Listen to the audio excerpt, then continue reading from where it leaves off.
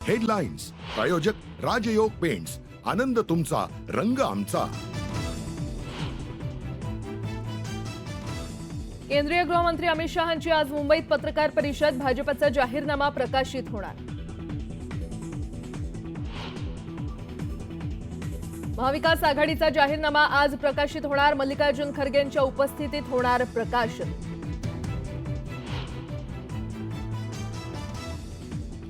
अमित शहांच्या महाराष्ट्रात 2 जाहीर सभा, भुसावळ आणि अमरावतीत घेणार सभा.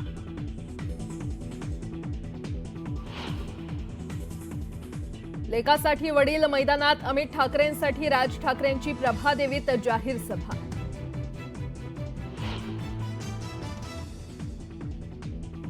उद्धव ठाकरे आज पंढरपूर दौऱ्यावर, सांगोल्यात दीपक साळुंखेंसाठी घेणार सभा.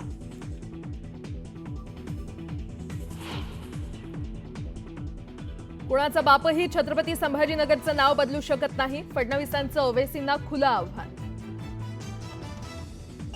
सुन लो ओवैसी, छत्रपति संभाजी नगर, किसी का बाप भी पैदा हुआ अब ये नाम नहीं बदल सकता. मनोज जरांगे यांची आज महत्वाची पत्रकार परिषद. पाडापाडीच्या टार्गेटवरील उमेदवाराची घोषणा करण्याची शक्यता.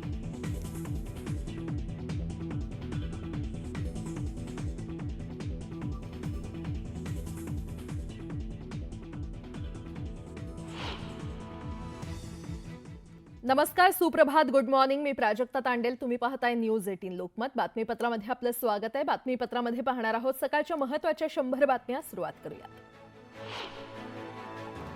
लोणावळ्यामध्ये मावळ मतदारसंघाचे उमेदवार राष्ट्रवादीचे उमेदवार सुनील शेळके आणि बंडखोर अपक्ष उमेदवार बापू भेगडे यांच्या कार्यकर्त्यांमध्ये बाचाबाची झाली. सुनील शेळके प्रचारादरम्यान राम मंदिरात दर्शनासाठी आले असता दोन्ही गटाचे कार्यकर्ते आमने-सामने आले. कळवा मुंब्रा विधानसभा मतदारसंघातील शरदचंद्र पवार पक्षाचे उमेदवार जितेंद्र आव्हाड यांच्या समर्थक नवमतदारांनी शहरातून रॅली काढली. माझं मत विकासाला, माझं मत महिला सुरक्षेला अशा आशयाचे फलक यावेळी झळकावण्यात आले. कन्हेरीच्या मारुतीला नारळ वाढवून राष्ट्रीय समाज पक्षाचे बारामतीचे उमेदवार संदीप चोपडे यांनी प्रचाराचा शुभारंभ केला. यावेळी राज्यात 2 अंकी आमदारांची संख्या आम्ही नक्कीच गाठू आणि किंग मेकर ठरू असा विश्वास जानकर यांनी व्यक्त केला. काँग्रेसच्या राष्ट्रीय प्रवक्त्या सुप्रिया श्रीनेट मुंबईमध्ये प्रचार करतायत. यावेळी महाराष्ट्रात सत्ता परिवर्तन होईल असा दावा त्यांनी केलाय. तर महिलांवरील अत्याचाराविरोधात सरकार गप्प असून बिल्डर दलालांना भाजपनं तिकीट दिल्याची टीका देखील श्रीनेट यांनी केली आहे. विस्थापितांचं राज्य यावं म्हणून जरांगे पाटलांनी आमच्यासोबत यावं असं आवाहन छत्रपती संभाजीराजे यांनी केलंय. तसंच ऐरोलीमध्ये आमचा पहिला आमदार निवडून येईल असाही विश्वास संभाजीराजेंनी व्यक्त केला.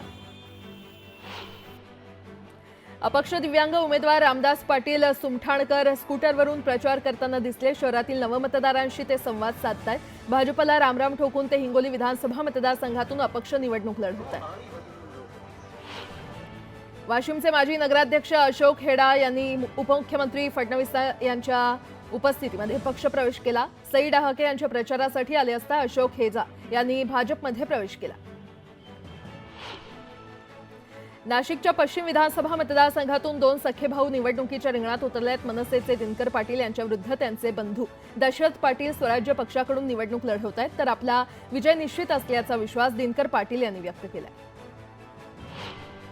देवेंद्र फडणवीसांनी मराठा नेते विनोद पाटलांची त्यांच्या निवासस्थानी भेट घेतली. दरम्यान विनोद पाटलांची भेट ही पूर्णतः कौटुंबिक होती. आरक्षणाबाबत निर्णय घेताना त्यांनी मदत केली होती, त्यामुळे भेट घेतल्याचं फडणवीस म्हटले. जळगावात विधानसभा मतदारसंघाचे महायुतीचे उमेदवार आमदार सुरेश भोळे यांनी प्रचार रॅली काढत नागरिकांशी संवाद साधला. यावेळी महिलांच्या चांगल्या प्रतिसादामुळे राजू मामा भोळे भारावून गेले.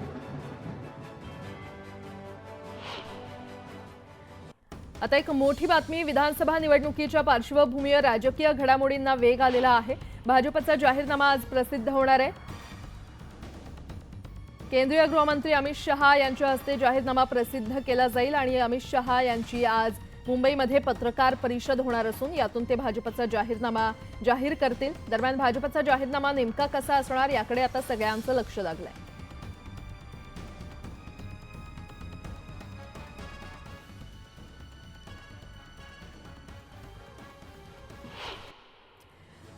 नालासोपारा मतदारसंघात ज्येष्ठ नागरिकांची गृहमतदान प्रक्रिया पार पडली। 130 अर्जदारांपैकी 121 नागरिकांनी उत्स्फूर्तपणे मतदान करत मतदानाचा हक्क बजावला। विधानसभेसाठी 20 नोव्हेंबर रोजी मतदान होणार आहे। त्यासाठी वापरण्यात येणारं मतदान यंत्र अर्थात ईव्हीएमवर कडी नजर ठेवण्यासाठी यंत्र वाहतूक करणाऱ्या वाहनांना जीपीएस बसवण्याचा निर्णय प्रशासनानं घेतलाय।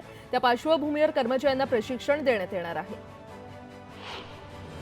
विधानसभा निवडणुकीसाठी 20 नोव्हेंबर रोजी मतदान होणार आहे। दरम्यान मतदानाच्या दिवशी सर्व आठवडी बाजार बंद ठेवण्याचे निर्देश देण्यात आलेत। आदेशाचं उल्लंघन करणाऱ्यांवर कारवाई केली जाणार आहे।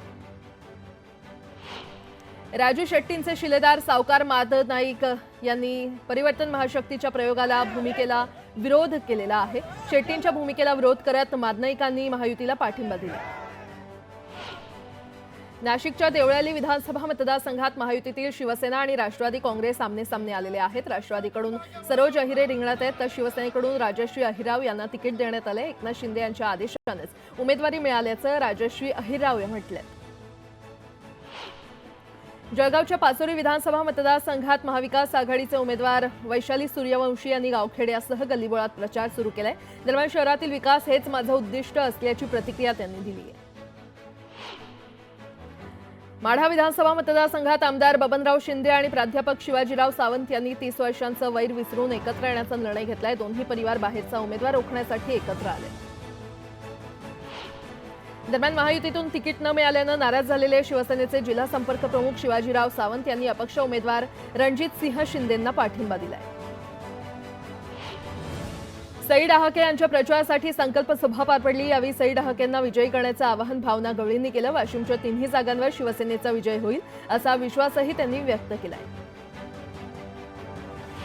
भिवंडी पश्चिमचे महायुतीचे उमेदवार भाजपच्या महेश चौगुले यांनी प्रचाराला सुरुवात केली। शेलार गावातील हनुमान मंदिरात नारळ वाढवत चौगुलेने प्रचार सुरू केला।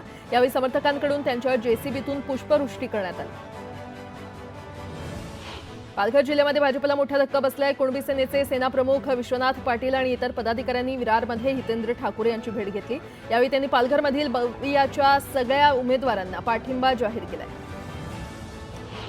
श्रीरामपूर विधानसभा मतदारसंघात महायुतीमध्ये सावळा गोंधळ झालाय। लहू कानडे महायुतीचे अधिकृत उमेदवार स्पष्ट करताना भाऊसाहेब कांबळेंनी माझा फोटो प्रचारात वापरू नये अशी तंबी विखे पाटलांनी दिली आहे। बीड जिल्हा कमळमुक्त करण्याचा पालकमंत्र्यांचा नारा त्यांनी खरा केलाय। स्वतःच चक्रव्यूह तयार केलाय असं म्हणत बजरंग सोनावणे यांनी धनंजय मुंडेंना डिवचले। साताऱ्यातील वाढेगावापासून पुढील 18 गावांच्या प्रचाराचा शुभारंभ आज आमदार महेश शिंदे यांच्या हस्ते करण्यात आला। प्रचार फेरी काढत लोकांशी संवाद साधत महेश शिंदेंनी प्रचाराचा नारळ फोडला। कुडाळ मालवण मतदारसंघातील उबाठाचे उमेदवार वैभव नाईक यांच्या प्रचार कार्यालयाचं कुडाळ इथे उद्घाटन पार पडलं। माजी खासदार विनायक राऊत प्रचार कार्यालयाचं त्यांनी उद्घाटन केलं। यावेळी मोठ्या संख्येनं कार्यकर्ते उपस्थित होते।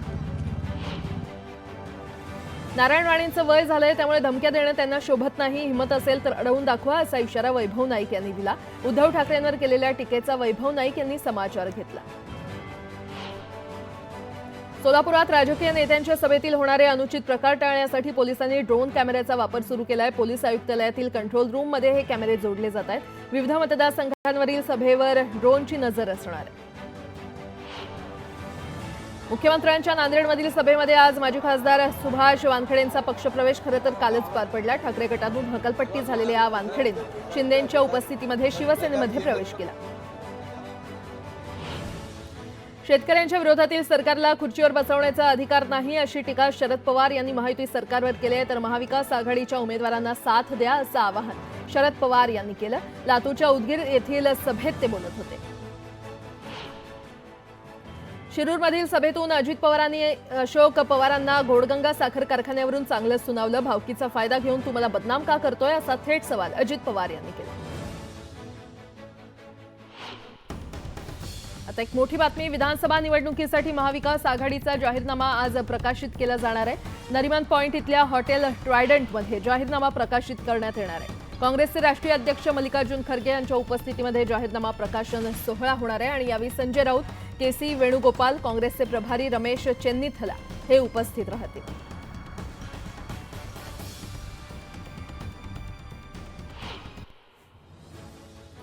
गेल्या वेळी तुम्ही गद्दाराला पडला, आताही गद्दाराला पाडायचंय असं आवाहन उद्धव ठाकरेंनी हिंगोलीकरांना केलंय. आधी मला म्हटलं साहेब तुम्ही जाऊ नका आणि नंतर हाच तिकडे गेला. नंतर कळलं याची पापं काय आहेत असं म्हणत उद्धव ठाकरेंनी संतोष बांगर यांच्यावर नाव न घेता टीका केली.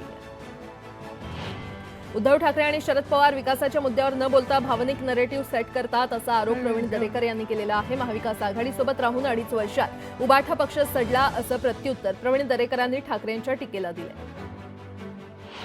तुम्ही 35 वर्षांपासून इथे लोकप्रतिनिधी म्हणून काम करता, अर्थमंत्री राहिलात तरीही साधं पोलीस स्टेशनही बांधलं नाही असं म्हणत अजित पवारांनी इस्लामपुरातूनही जयंत पाटलांवर हल्लाबोल केला. वर्ध्याच्या कारंजात महायुतीचे उमेदवार सुमित वानखडे यांच्या प्रचारासाठी मंत्री नितीन गडकरींची सभा पार पडली. यावेळी भाजप हा कार्यकर्त्यांचा पक्ष तर काँग्रेस हा घराणेशाही चालवणारा पक्ष असल्याची टीका गडकरींनी केली. जोगेश्वरी मतदारसंघातून खासदार रवींद्र वायकर यांच्या पत्नी मनीषा वायकर विधानसभेची निवडणूक लढणार आहेत. दरम्यान वायकर साहेबांनी केलेल्या कामाची माहिती जनतेत पोहोचवणार असं वक्तव्य मनीषा वायकर यांनी केलं. मलबार हिल मतदारसंघात ठाकरेंनी जैन चेहरा देऊन मोठी खेळी केलेली आहे. मंगलप्रभात लोढा यांच्या विरोधात ॲडव्होकेट भैरूलाल चौधरी असा सामना रंगतोय. दरम्यान चौधरी पहिल्यांदाच निवडणुकीत उभे राहिल्यानं त्यांच्या प्रचाराला देखील चांगला प्रतिसाद मिळतोय. बंडखोरीचा महायुतीच्या विजयावर परिणाम होणार नाही असा विश्वास रवींद्र चव्हाण यांनी व्यक्त केला आहे. दरम्यान राज्यातील सर्वच बंडखोरांवर आवश्यक ती कारवाई करण्यात आल्याचंही चव्हाण म्हटले.